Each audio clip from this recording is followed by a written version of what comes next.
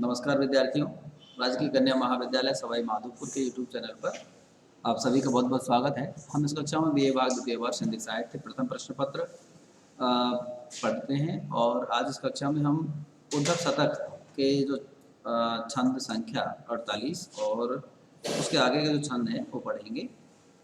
छंद संख्या 48 देखिए, जोग को रमावे ओ समाधि को जगाए वे यहाँ, दुख सुख साधन को निपट निवेरी हैं, कह रते ना करे न जाने को इते न आई, शासन की शासना की वासना बखेरी हैं। हम जमे राज की धरावती जमाने कछु, सुरपति संपत्ति की चाहत न ढेरी हैं, चेरी है न उधो बाहु ब्रह्म के बाबा की हम, सुधो कहे देती एक कान की कामेरी है। ये जो छंद है, इस छंद में कठिन शब्द हैं। पहले वो देखिए, निपट निवेरी। निपट निवेरी एकदम से निवृत्त होना, मुक्त होना। शासन की शासना, सांसों को रोकना या साधना अर्थात प्राणायाम करना। चेरी सेविका और कान की कमेरी, कृष्ण की कमेरी का अर्थ भी होता है दासी, तो यहाँ उसका अर्थ वही है बाबा। बाबा बाबा का ही ये ब्रज भाषा के अनुसार तद्भव है। ये छंद है। इस छंद में उद्धव के ज्ञान योग के उपदेश दिए जाने पर गोपियां उसका प्रतिकार करती है और वे उद्धव से कहती हैं कि हम किसी भी हालत में कृष्ण को अपनाना चाहती हैं और आपका जो ब्रह्म है इसकी दासी बनने को हम तैयार नहीं हैं, क्योंकि हमें जो है इसके लिए यमराज में भय दिखाए तो भी हम योग साधना नहीं अपना सकती। तो उसी भाव की, तर्क की, प्रतिकार की अभिव्यक्ति इस छंद में कवि ने चित्रित की है। पहली पंक्ति देखिए, जोग को रमावे और समाधि को जगावे यहाँ, दुख सुख साधन सो निपट निवेरी। गोपी उद्धव से कहती है कि कौन योग साधना करे और कौन समाधि लगावे। जोग को रमावे वो समाधि को जगावे यहाँ, दुख सुख साधन सो निपट निवेरी है। क्योंकि हम तो जो दुख और सुख की जो इच्छाएं हैं उनसे क्या हो गए हैं, निपट निवेरी है, पूरी तरह से मुक्त हो गई हैं। रत्नाकर कवि कह रते नाकर ने जाने क्यों हिते वो आए, शासन की शासना की वासना बिखेरी। कवि रत्नाकर कहते हैं कि गोपियाँ कहने लगी उद्धव से कि उद्धव तुमने यहाँ आकर न जाने किस लिए प्राणायाम करने और योग साधना की जो इच्छा है वो फैला दी। शासन की शासना की वासना, वासना यानी इच्छा, कि योग साधना की जो वासना है वो फैला दी है और हम योग साधना करना नहीं चाहती। लेकिन तुम जो इसे बार बार हमें अपनाने की सलाह दे रहे हो और ये जो सलाह है एक तरह से हमारे लिए बहुत कुटिल है। हम जब राज की धरावत जमाने कछु, सुरपति संपत्ति की चाहत न ढेरी है। हम तो यमराज के का जो भय है उससे भी हम यमराज से भी नहीं डरती, क्योंकि यमराज की कोई धरोहर हमारे पास जमाने कछु रखी हुई नहीं है। गोपियों का जो कथन है उसका कहने का आस ये है कि हम मृत्यु से भी नहीं डरती और हम आप योग साधना के लिए हमें मजबूर नहीं कर सकते। आगे वो कहती हैं कि सुरपति संपत्ति की चाहत न ढेरी है, और हम न मृत्यु से डरती हैं और न ही देवराज इंद्र के जो स्वर्ग का सुख है उसकी जो संपदा है उसका भी हमें लोभ नहीं है, उसकी भी हमें इच्छा नहीं है, अभिलाषा नहीं है। इसलिए चेरी हैं न उधो काहू ब्रह्म के बाबा की हम, और हम किसी ब्रह्म की दासी नहीं है,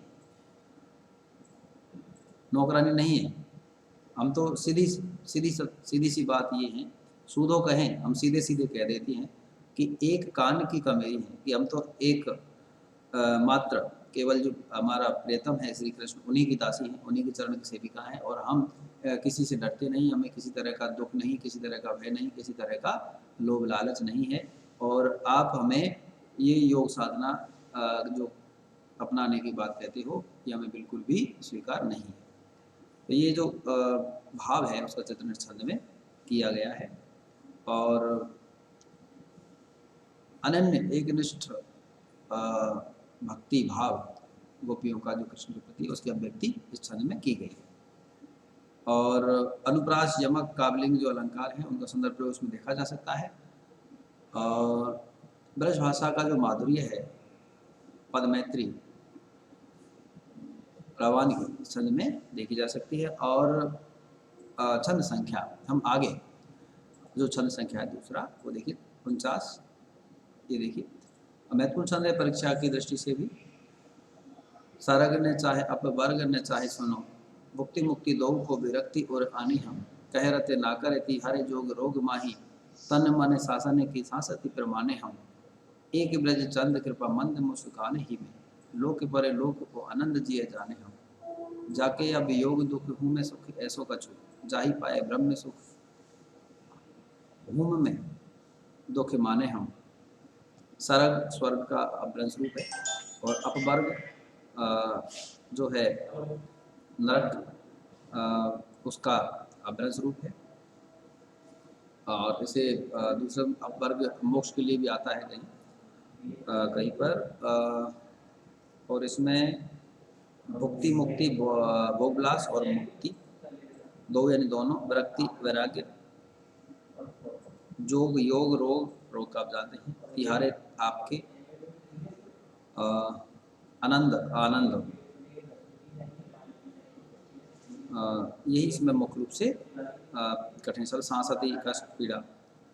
तो ये जो छंद है, इस छंद में उद्धव ने जब ये कहा कि जो वास्तु प्रेम जो है आनंद तो ब्रह्म की अनुभूति में है, ब्रह्मानंद में ही है, तो उसमें मन लगाना चाहिए। तो गोपियों ने उसका उद्धव का के कथन का खंडन किया, और जो खंडन किया उसी का व्यक्ति छंद में की गई है।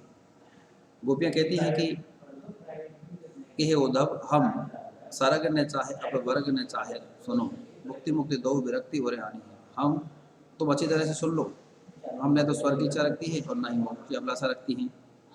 भोग विलास मोक्ष इन दोनों से हमने अपने हृदय को विरक्त कर लिया है, अलग कर लिया है। न तो अतिशय भोग की अभिलाषा है हमें, और न ही अत्यंत मुक्ति की। इसलिए हम तुम्हारे इस योग रूपी रोग में तन मन और जो सांस है उनकी पीड़ा समझती हैं। कह रते ना करती हरे जोग रोग माही, तन मन शासन की सांसति प्रमाणे हम। इसलिए हमारे हृदय में केवल लोक पर लोक को आनंद जिए जाने हम, एक ब्रज चंद कृपा मंद मुस्कान ही में। ब्रज चंद, ब्रज के चांद कृष्ण की जो कृपा है कि हमारे हृदय में तो केवल ब्रज के चांद कृष्ण की जो कृपा है और उनकी जो मंद मुस्कान है, उससे लोक परलोक, मंद मुस्कान में ही लोक परलोक का आनंद भरा रहता है, वही हमारे हृदय में बसे हुए। जाके यह वियोग दुख हूँ में सुख ऐसो कछु, कि जिसके प्रियतम कृष्ण के जो वियोग है उसमें भी हमें कुछ इस प्रकार का सुख मिलता है, जिसे जाही पाए ब्रह्म सुख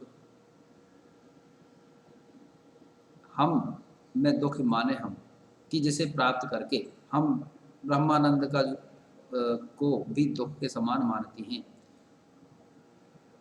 अर्थात गोपियाँ कहना चाहती हैं जो कृष्ण की कृपामयी मुस्कान से और उनके वियोग से हमें जो दुख होता है वह दुख भी हमारे लिए आनंददायी होता है, और उसके दुख के सम्मुख जो ब्रह्मानंद की अनुभूति आप योग साधना से करने की बात कहते हो वह भी हमें तुच्छ प्रतीत होती है। इसलिए अर्थात गोपियाँ कहना चाहती हैं कि हमारे जो कृष्ण के वियोग का जो दुख है वो भी हमारे लिए ब्रह्मानंद से बढ़कर है, क्योंकि उसमें हमें अपने प्रियतम का तादात्म्य बना रहता है। तो यहाँ इस छंद में गोपियों की जो अनन्य भक्ति भाव है वह चित्रित यहाँ पर किया गया है, और योग साधना को कष्टकारी बताया गया है। इस छंद में रूपक ब्रज छंद में और यमक अनुप्रास ये मुख्य रूप से अलंकारों को सुंदर देखा जा सकता है। ब्रज भाषा का जो माधुर्य है, पदमैत्री कवित्व की गेयता, कवित छंद की गेयता यति गति प्रशस्य है। और इस तरह से ये जो छंद संख्या 49 है वो पूर्ण होता है। आज कक्षा में हम इतना ही पढ़ेंगे। धन्यवाद।